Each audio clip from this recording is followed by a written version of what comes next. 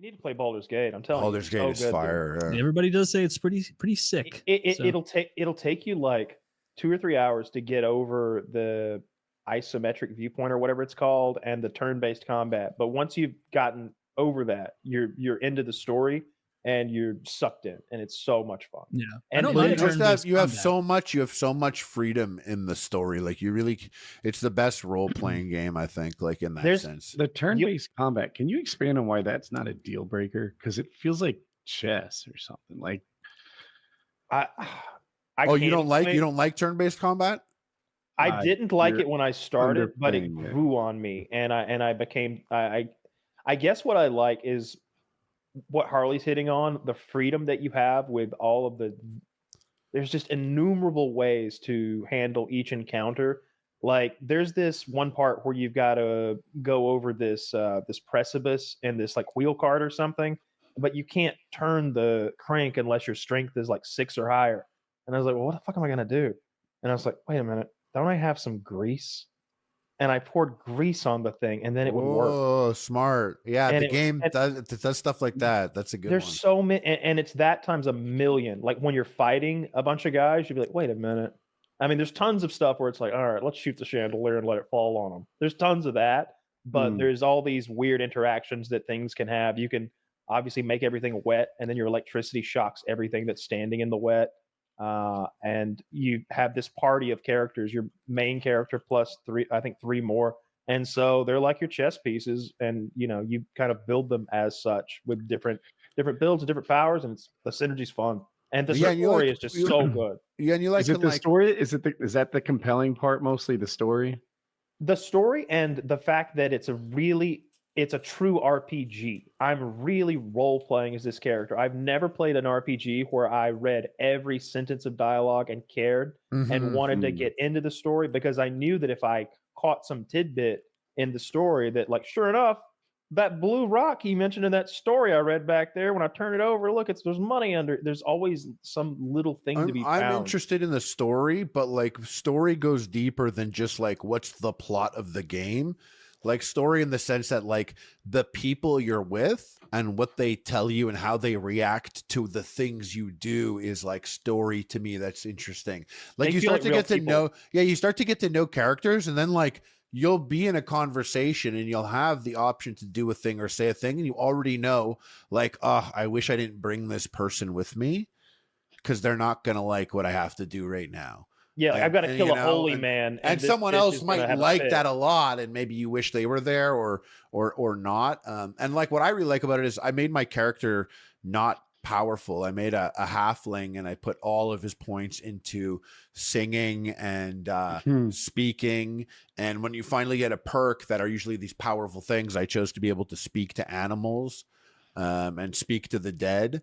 So like my guy is just like, we spoke about this. I think last time I was on, I was saying this would be a great Star Trek game. Things like that. Because you could do diplomacy. You could employ diplomacy in situations. And if you were doing what he was saying, where if you're keeping track of all the other shit going on, you might be like, oh, I have something I bet I could say to this person. Could I had that conversation with that person? Woody's not sold on any of this. Yeah, this is so. You have to understand how my Elden Ring addiction is parallel to a porn addiction at this point. You know how you start in the porn world, you're like, I wish there was more videos of people who truly loved each other. And then it evolves into like, how can we get 9 people who like latex and choking in the same room? like it just gets kinkier and wilder and more ridiculous.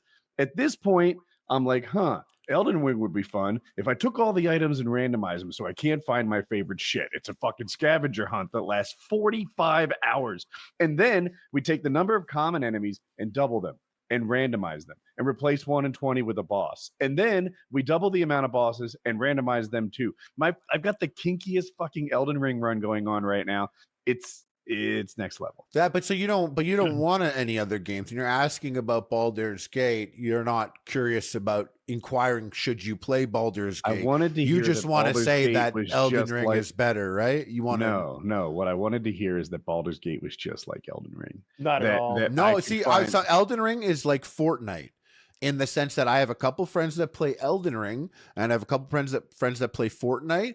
And although I will have video game conversations with them, those two groups of friends, I don't waste my breath trying to sway to try another game, because my Elden Ring friends love Elden Ring, and there's nothing else like it right now. Mm-hmm. And Fortnite friends have been playing Fortnite nonstop for like 8 years or whatever. And like, there's nothing like Fortnite. So like those, like, I think like I wish I could get to the point where would be doing like a crazy modded run of Elden Ring. Like, cause what you're describing is what I want from Helldivers now. Like I wish there was customization for Helldivers. You don't mod it? No, I play on, I have it on computer, but I'm only level 10 on computer, but I play it on PlayStation. Oh, yeah, rookie numbers. We got those numbers up. If you mod it, like, how do you, like, can't you get banned from it? Or no, they don't give a fuck. No. You can do crazy shit with the mod. Okay, because I want, you can turn the car into a warthog. You can turn. Can I still stream though? Can I still stream? Yeah. They don't care. Yeah. I think there are some mods that they don't like. Like if you but I don't think they'll fuck with you. I won't like what he's talking about when he says like double common enemies. I would love it if you got into a bug planet and it was like all like the jumping hunters that suck, or there was like no, or it was like all chargers, all heavies, all chargers. Like imagine all chargers. I think you can really do that. Cool. If you on Nexus mods, you can go on there and find the mods now, but it's a new community. But I've downloaded a few mods. You can make everything 40K, you can make everything Halo, everything Star Wars. They add the sound effect. The guns in particular are really good. It's like that's a 40K fucking gun that you've now got in the game. Yeah, I want to look up videos. I never fuck with online games modding because I never want to like have to revert the game back to its state or something like that. So it's with some games it's hard. Like with the older games, it's hard because you're changing files and you're moving folders around and renaming stuff and making new file paths even. But with new games, there's just a little mod manager that's made for your game, and it's just like, oh, remove mods and you're done. Like there's no horse shit. There's no fucking up the game. Baldur's Gate, great game modded. I like after I beat it 2 or 3 times, I started playing it modded. To mod, I feel like all the armors and titty mods and jiggle asses and all that stuff. In Baldur's Gate? Oh, the Baldur's Gate look who's interested now. Jiggling asses. Baldur's Gate is an eyebrow. It's the horniest game I've ever played. It's the horniest wait, tell me more about these butts. Can you take off the It's so jiggly. You can fucking get some beef. Do you remember when Kyle was sending us like full frontal nudes of his character? That was Fallout. Yeah, that was probably. That might have been Baldur's Gate. No, I know because it was like a little gremlin girl. Did it have a dick? Yeah, the ones you you sent us multiple full frontals of a character with a dick, and then you also sent us one of a lady. That your character looks just like mine. You're a little halfling. Wow, birds of a feather. That's my boy. Look at that. And that's what he does. Mine's a girl. I like that he sings and stuff. Like I think you see his little cock. So just no armor. Little. He's naked. That's like half his thigh. It goes to his knee. Kyle's like, look at his little peewee.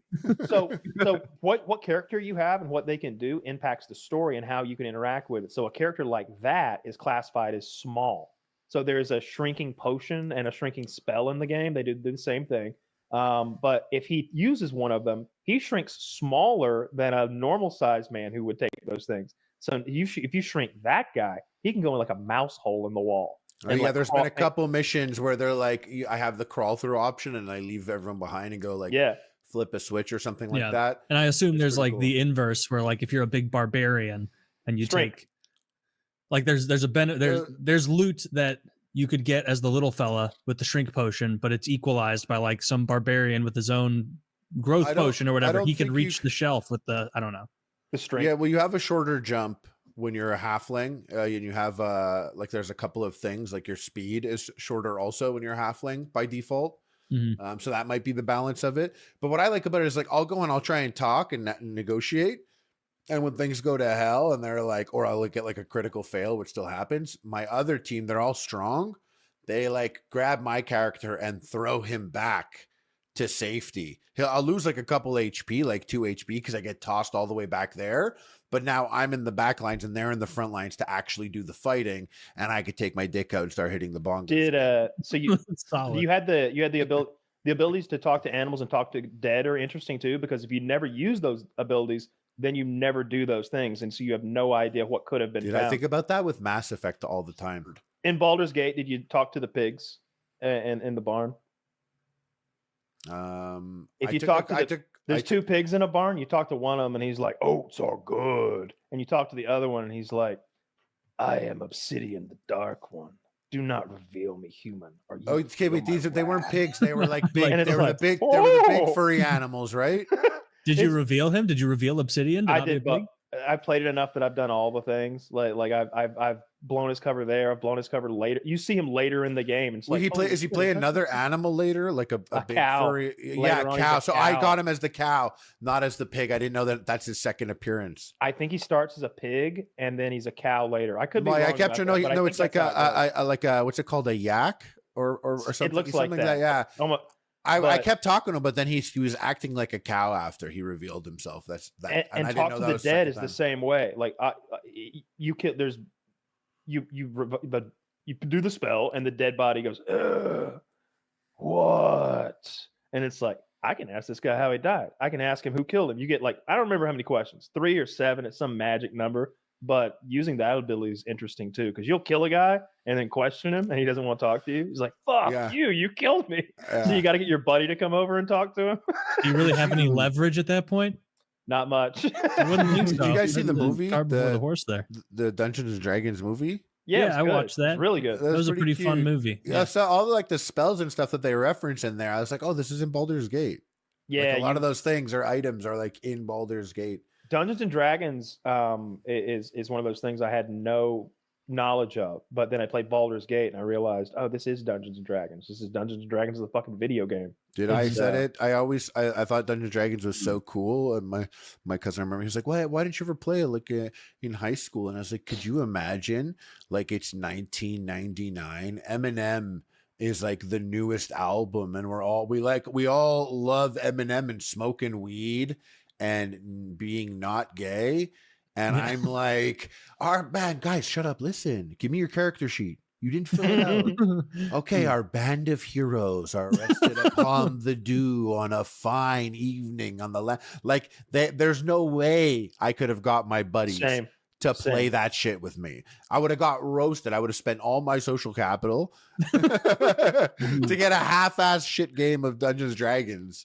Yeah, where they're not taking it seriously and you wouldn't know enough to know the rules right. The last thing I remember doing, other than getting imprisoned for looting a body I wasn't supposed to and then not playing any more Baldur's Gate, was with Kyle. Like, there was some barn, and I guess like we walked towards it, and there was like a ruckus. And so, like, obviously, fucking video game, you investigate, could be loot. And then it was like a goblin and a werewolf, like a cave troll or something fucking. Or I thought it was like a goblin. I thought it was an ogre, because then this ogre like fucked me up, hit me so hard it like knocked me out of the realm of fighting. It's a scene that's been memed because everybody eventually walks past that barn and everybody hears the ruckus, and then you check it out and it's two monsters fucking. One of them's like rear-ending the other one, and they whittle the camera around so you see your party's reaction to being exposed to that suddenly. And based on their reactions, you can get a good vibe for their personalities. Lae'zel will be like, fucking disgusting. But the vampire, the sexy gay vampire guy, he'll be like, vampire guy. Yeah. Wasn't it a very gross scene? Wasn't it like some goblin fucking a big ugly ogre? I remember it. I think it might have been like a giant werewolf type monster was fucking like a goblin in the ass, like a big green goblin type woman. But I haven't played the minute. But yeah, you can either then leave or you can kill them. I killed them. No, my friend showed me her like a thing. She sent a video of it of her character. She had sex with the druid dude, the bear dude, not in bear form, and she like sent me the video. He's like your like character sucking his dick. I'm